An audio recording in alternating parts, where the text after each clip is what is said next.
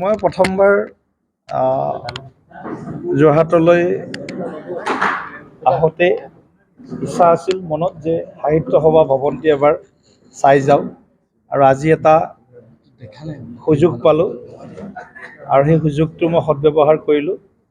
অসম সাহিত্য সভা আমাৰ জাতীয় জীৱনৰ মেৰুদণ্ড স্বৰূপ, প্ৰাণস্পন্দন স্বৰূপ আৰু সাহিত্য সভাৰ কেন্দ্ৰীয় কাৰ্যালয়ত চন্দ্ৰকান্ত ভৱনত আহি অত্যন্ত আজি আমি আমাৰ যিসকল কাণ্ডাৰীয়ে আমাৰ এই অনুষ্ঠানটো গঢ়ি থৈ গৈছিল সেইসকলৰ প্ৰতিও মই শ্ৰদ্ধা জনাইছোঁ। লগতে বৰ্তমানৰ যিগৰাকী আমাৰ সকলোৰে শ্ৰদ্ধেয় আমাৰ সভাপতি বসন্ত কুমাৰ গোস্বামীদেৱ, তেখেতৰো আমি নেতৃত্বত সাহিত্য সভাই এক নতুন মাত্ৰা আৰু নতুন গতি আৰু নতুন প্ৰাপ্তি লাভ কৰিব বুলি আমি আশা কৰিছোঁ। আৰু এই ক্ষেত্ৰত আমাৰ ফালৰ পৰা যিখিনি তেখেতসকলৰ আহ্বান আছিল সেইখিনি আমি শ্ৰদ্ধা সহকাৰে শুনিছোঁ আৰু আগন্তুক দিনত এইখিনি আমি যিখিনি পাৰোঁ আমাৰ কেন্দ্ৰ ৰাজ্য চৰকাৰৰ জৰিয়তে কিছু কাম আৰু আমি আমাৰ ৰাইজৰ সৈতে আমি লগ লাগি সাহিত্য সভা চিৰ চেনেহী মোৰ ভাষা জননী আমাৰ যি আপ্ত বাক্য, এই আপ্ত বাক্যখিনি আমি যাতে আৰু শক্তিশালী কৰিব পাৰোঁ তাৰ কাৰণে আমি আগবাঢ়িম। লগতে আমি আজি অসমবাসীৰ লগত নিজেও ধন্য হৈছোঁ যে অসমীয়া ভাষাই ধ্ৰুপদী ভাষাৰ মৰ্যাদা লাভ কৰিছে। এইটো আমাৰ বহু বছৰীয়া বহুত প্ৰাপ্তি আমি পাইছোঁ। সেই প্ৰাপ্তিৰ এটা অন্যতম অনাবিল এটা মুহূৰ্ত আছে। গতিকে প্ৰধানমন্ত্ৰী নৰেন্দ্ৰ মোদী ডাঙৰীয়া আৰু মুখ্যমন্ত্ৰী ডক্টৰ হিমন্ত বিশ্ব শৰ্মা ডাঙৰীয়াকো আমি ধন্যবাদ দিছোঁ যে আমাৰ মাতৃৰ বা আমাৰ যি ওঠৰ ভাষা বা আমাৰ মনৰ যিটো ভাষা, হৃদয়ৰ যিটো ভাষা অসমীয়া জাতি হিচাপে, এই ভাষাটোৱে যেতিয়া বিশ্ব স্বীকৃতি লাভ কৰে বা ৰাষ্ট্ৰীয় মঞ্চত স্বীকৃতি পায় তেতিয়া প্ৰতিগৰাকী অসমীয়াৰ গৌৰৱ অনুভৱ কৰে, মন আনন্দিত হয় আৰু আগন্তুক আগবাঢ়ি যোৱাৰ তেওঁলোকে সাহস পায়।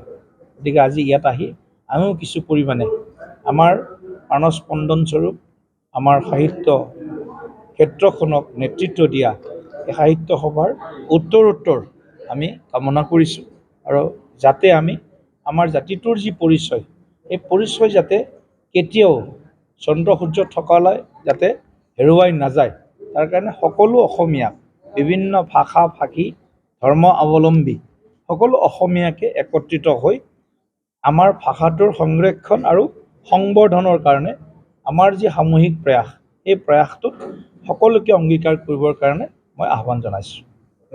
আজি বিশেষ দিন। মই প্ৰথমবাৰৰ বাবে আমাৰ প্ৰত্যেকজন অসমবাসীৰ বাবে তীৰ্থস্থান স্বৰূপ আমাৰ এই জাতীয় অনুষ্ঠানটোৰ কাৰ্যালয়ত আহি উপস্থিত হৈছোঁহি। সাংস্কৃতিক আৰু বৌদ্ধিক নগৰী যোৰহাট আৰু এই অসম সাহিত্য সভাৰ এই কাৰ্যালয়ত উপস্থিত হৈ মই নিজে আজি প্ৰথমতে ধন্যবাদ। দ্বিতীয়তে মই ভাবোঁ যে আমি এজন অসমবাসী হিচাপে আগন্তুক সময়ত মই প্ৰথমতে ভাবোঁ যে আমাৰ কৰণীয় কি, অন্ততঃ আৰু অধিক যুৱ প্ৰজন্মক আমি আমাৰ সাহিত্য সভাৰ লগত জড়িত কৰিব লাগিব।